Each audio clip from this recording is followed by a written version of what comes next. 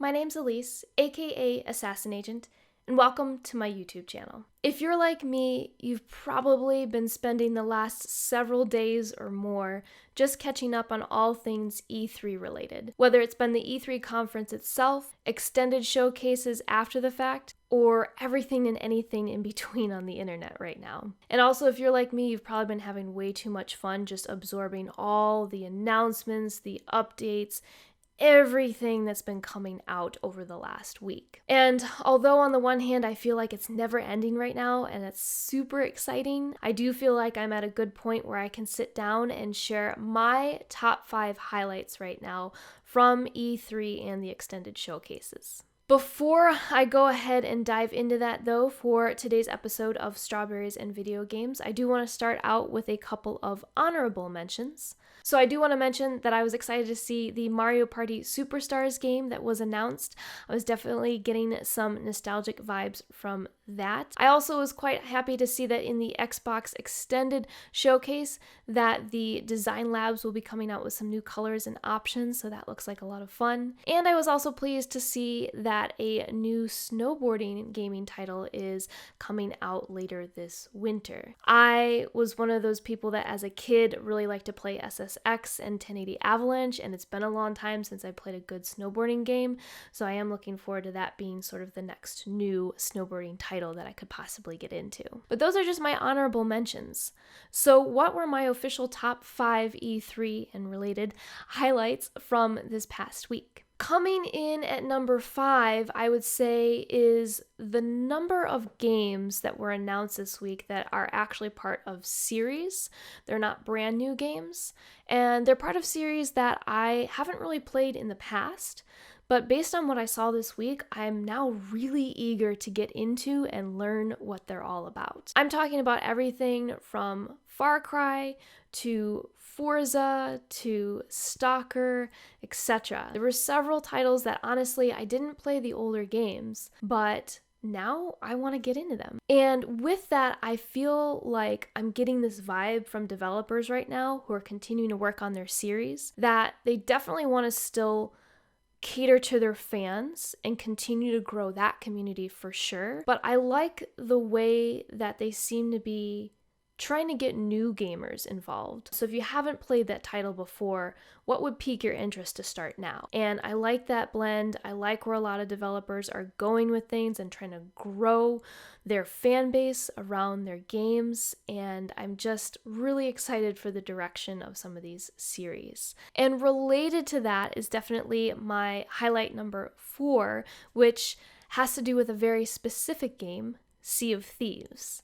And the news that a Pirates of the Caribbean DLC will be coming to Sea of Thieves on June 22nd. There's also a very good chance at the time of me posting this, it might actually be June 22nd, or maybe that was just the other day, so maybe it's now just come out. This was another game that I haven't really played previously. I did play it at the very beginning when it first launched, but to be honest, I found that the gameplay quickly got a bit repetitive and I kind of fell out of it. I had been hearing a lot of really good things about the game though recently and was thinking about getting back into it anyway, especially because it's on Game Pass. But now that I've seen the DLC, and I also watched the Sea of Thieves A Pirate's Life showcase that just aired as well, there's no question that I'm definitely going to check this game out. But I was really excited to see this theme coming. I'm a huge Pirates of the Caribbean fan. As a kid, I was really into a game for a little while called Pirates of the Caribbean Online, which is a much older MMO. And I remember as a kid playing that game, I had all these ideas and dreams in my head for what that game could be, and it just never was. But after seeing this Pirates of the Caribbean DLC for Sea of Thieves, I feel like my dream might finally come true, but also I was really excited to hear everything around Pirates of the Caribbean, from the characters that you get to see, such as Jack Sparrow, to learning that there are 5 new quests with this DLC as well, so it doesn't sound like it's a short little add-on, it sounds pretty substantial. And there are new worlds, new creatures and enemies that you see, and everything that they were showing over this past week. I just got more and more excited to get back into this game and see what it's all about nowadays. Coming in at number 3 was simply the fact that I think Xbox just absolutely stole the show this week. Not only with all the cool announcements that they were able to come out with, but also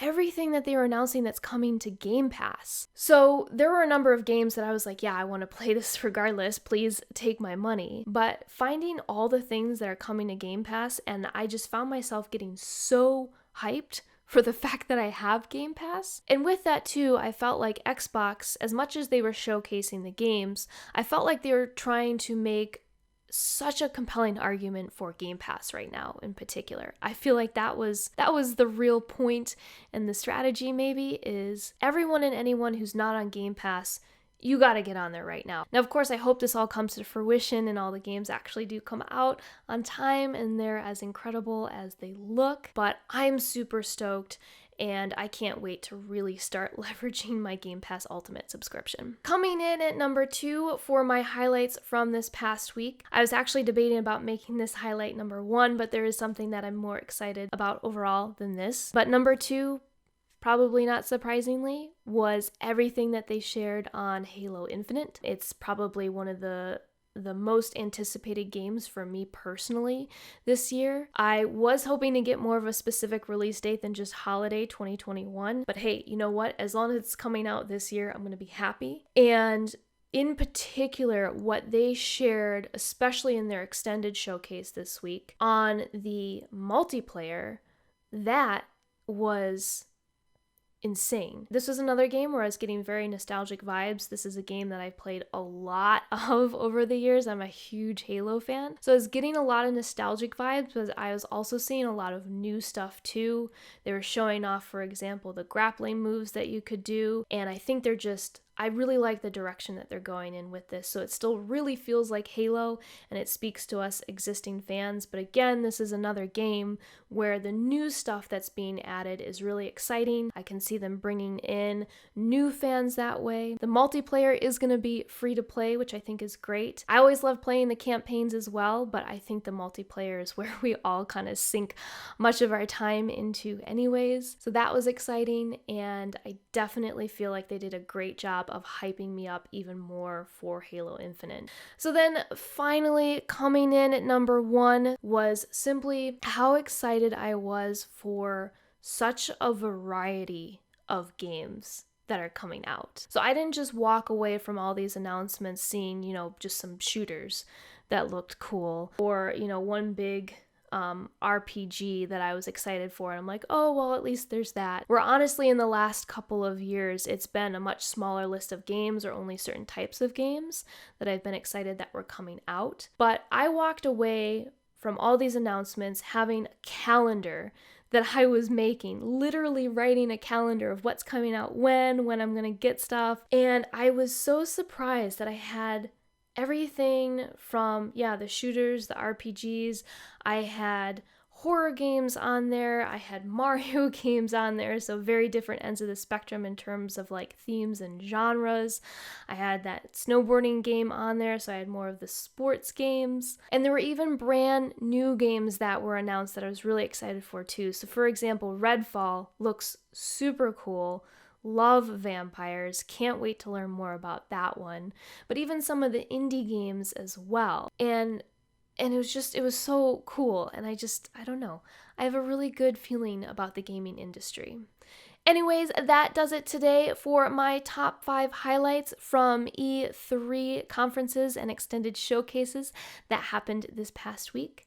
I do hope that you enjoyed, and I would be curious to hear what your highlights are and what you're most looking forward to as well. If you liked today's video, please be sure to give it a thumbs up, and if in general you've been liking the content on this channel, please be sure to subscribe. Until next time, I'll see you later.